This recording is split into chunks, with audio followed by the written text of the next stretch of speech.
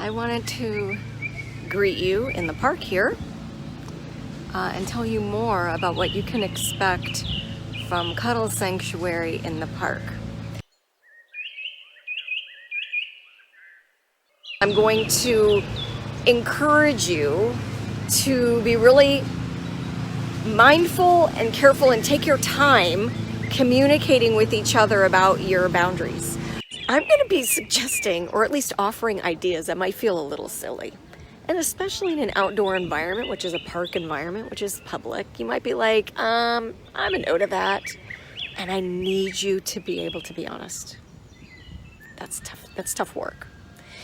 Honest with yourself, honest with anybody I pair you with. So we're going to do some no thank yous. You can practice right now. It'll look something like this. I'm going to say, can I hug you? And then you say to me, no thanks. And then I'll say, thanks for letting me know. Can I hug you? Oh, thank you for letting me know.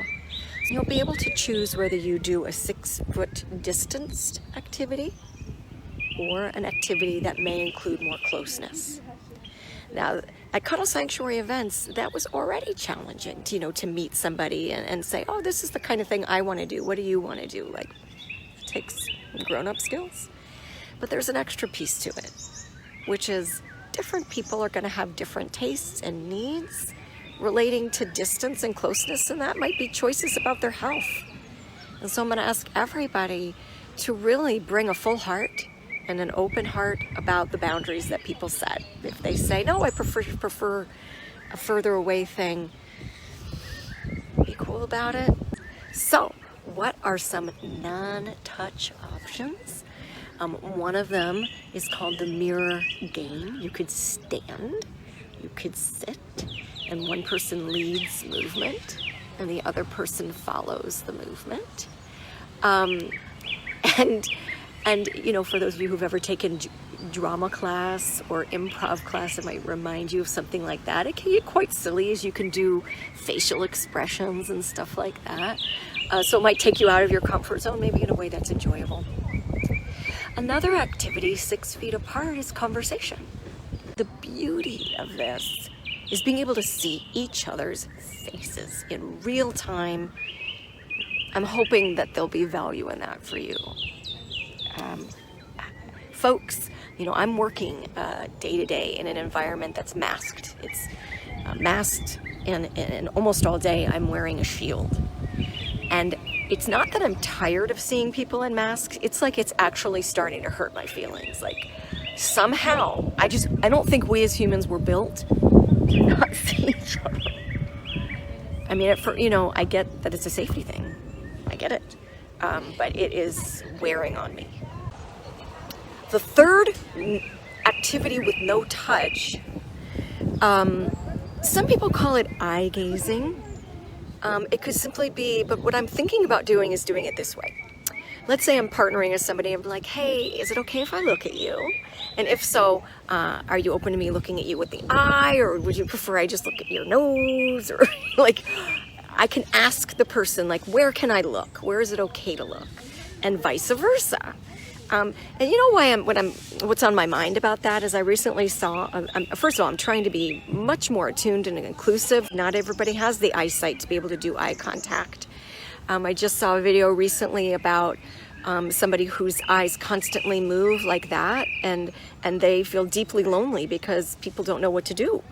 And he gave them, the tip was to look at the eye that's looking at you, which means you'd have to keep moving to go along with what their eyes are doing. But with that tip, I know I could flow with that. I could work with that, So point is, I'm going to give you all the chance to ask, where do you want to be looked at? And also get a sense of where are you comfortable looking. But the point is, it can be quiet and simply just taking a person in. And that could be the third activity. I'm going to do that right now. I sometimes like to just do that with you.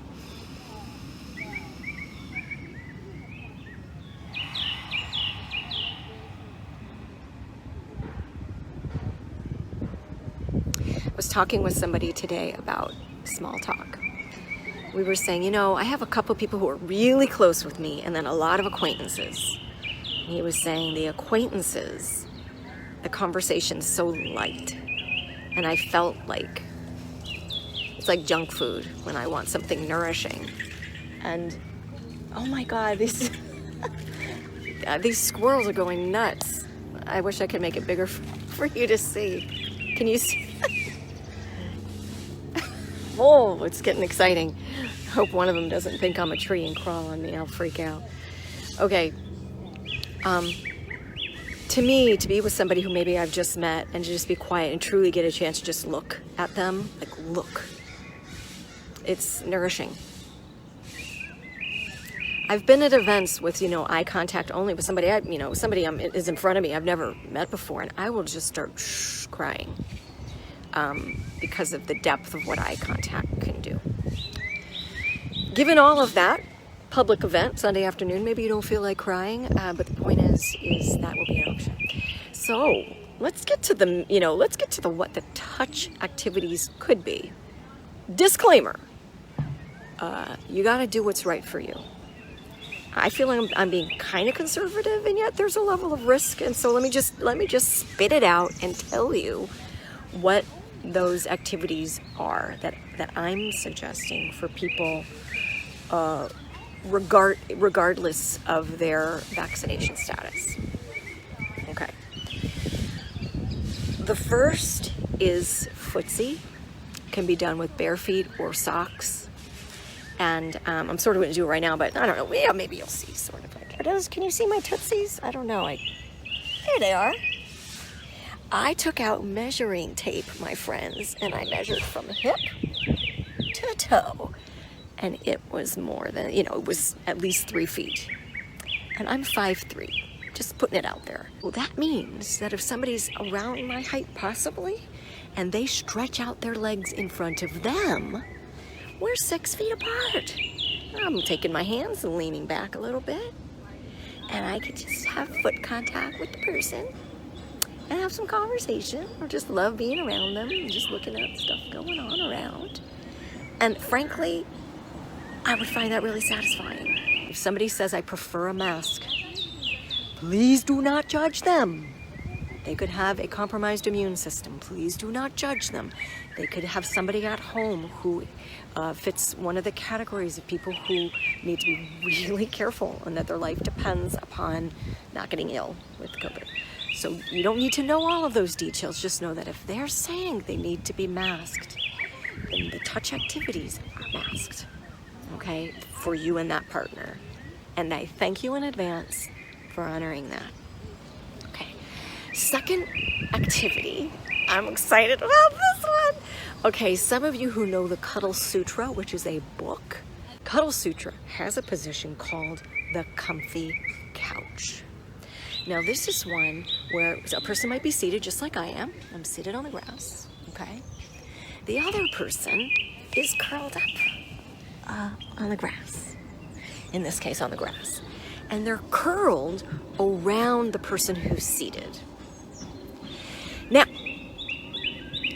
typically the comfy couch is done and both people, their faces would be facing the same direction because there's that person sort of curled around the seated person's body, kind of like that.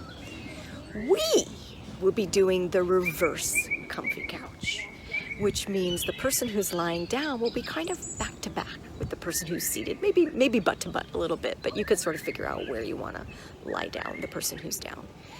And what you will find is a connection sort of in the back part of the body for both of you. So we're not going to be doing sitting back to back, which is a favorite in typical Cuddle Sanctuary days. So this is a back to back type of activity that allows for the faces, and this to me is like, this is the danger. The faces with the respiration is happening here, but the person's face is in a whole other direction and at a different level. Think about it, and you decide if that's something you would even want to try. That one, masks required for both parties. Now, in your personal life, you could be like, nope, I don't need that. But at this Cuddle Sanctuary event where it's like, I have sort of this not on my watch attitude, so I'm being a little conservative. That's my line in the sand. Your line might be, I'm not doing that. My line is, if you do that, please be masked. And when I say please, I'm saying be masked. Okay, let me tell you about the third activity, hopefully before the battery runs out on my phone. This one's hilarious. I'm gonna call it the amazing pillow. One person lies on their belly.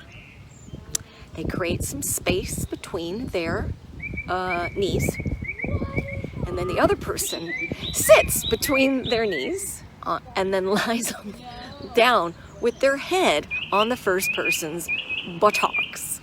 So it's really silly, extremely comfortable, and once again, one person's face is in this direction, several feet away from the other person. Head is lying down on the most wonderful, amazing pillow, breathing in another direction. This one, if you do it, once again, would be masked. All right, I've enjoyed talking with you, and I've enjoyed everybody who's interacted and who will choose to interact in the future. I look forward to hearing about your adventures. Goodbye.